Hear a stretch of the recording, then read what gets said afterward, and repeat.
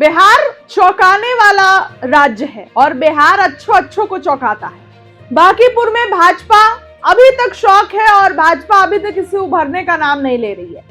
भाजपा में कड़ा मंथन चल रहा है, आत्म मंथन चल रहा है और ये सोचने की कोशिश हो रही है कि आखिर बांकीपुर उपचुनाव में प्रचार में कमी रह गई या हमसे कोई गलती हो गई। कहा तो जा रहा है कि यूजीसी लाकर और नीट का मामला छात्रों के जो पेरेंट्स है, माँ बाप हैं, उनको प्रभावित कर गया।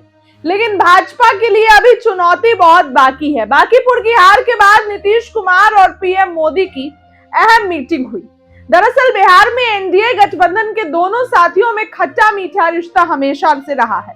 2020 के चुनाव के बाद ये और तेज हुआ, जब ज्यादा सीटों पर लड़ने के बावजूद जदयू सिर्फ 43 सीटों पर सिमट गई।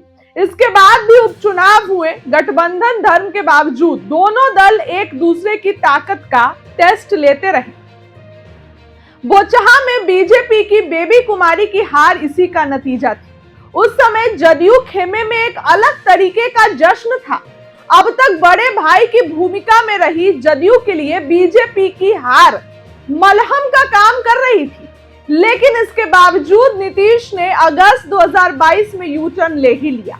तब बोचहा में स्थानीय स्तर पर बीजेपी के खिलाफ सवर्णों में नाराजगी की बात सामने आ रही थी। इसके उलट जब कुढ़नी का उपचुनाव हुआ तो बीजेपी का कैडर जदयू को सबक सिखाना चाहता था, क्योंकि ये चुनाव दिसंबर में था और नीतीश तब तेजस्वी के साथ सरकार चला रहे थे। ये सीट आरजेडी विधायक के अयोग्य घोषित होने के बाद खाली हुई थी। फिर क्या था? जो ताकतें बोचहा में बीजेपी की हार का कारण बनी, वो कुढ़नी में बीजेपी के केदार गुप्ता के जीत का कारण बनी। अब बांकीपुर में भाजपा की हार के बाद जदयू कैसा महसूस कर रही है, इसे समझना ज्यादा मुश्किल नहीं है। श्याम रजक की नसीहत आ चुकी है, बीजेपी अपने कार्यकर्ताओं का सम्मान करे। यह बयान अपने आप में बहुत बड़ा है, अपने आप में गठबंधन के भीतर मनोदशा को दिखाता है। बिहार की राजनीति लंबे समय से त्रिकोणीय रही है। यहाँ जो दो ध्रुव एक साथ आ जाते हैं, सरकार उसी की बनती है।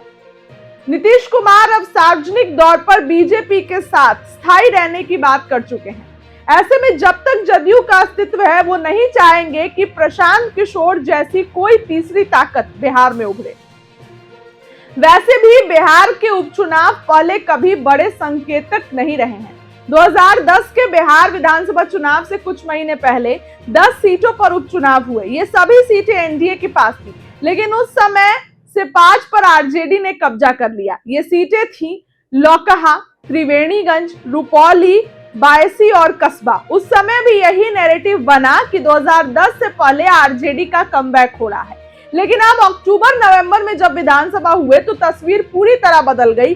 आरजेडी सिर्फ 22 सीटों पर ही आकर सिमट गई।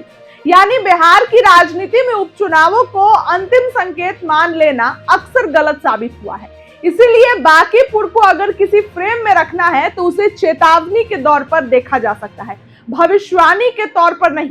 कार्यकर्ताओं की नाराजगी, स्थानीय समीकरण और तालमेल की कमी जैसे मुद्दे मौजूद हैं, लेकिन इसे भविष्यवाणी मान लेना जल्दबाजी होगी। बिहार में असली फैसला हमेशा बड़े चुनाव से होता है, जहां मतदाता स्थानीय समीकरणों से आगे बढ़कर स्थिरता, नेतृत्व और व्यापक राजनीति विकल्प को ध्यान में रखते हैं।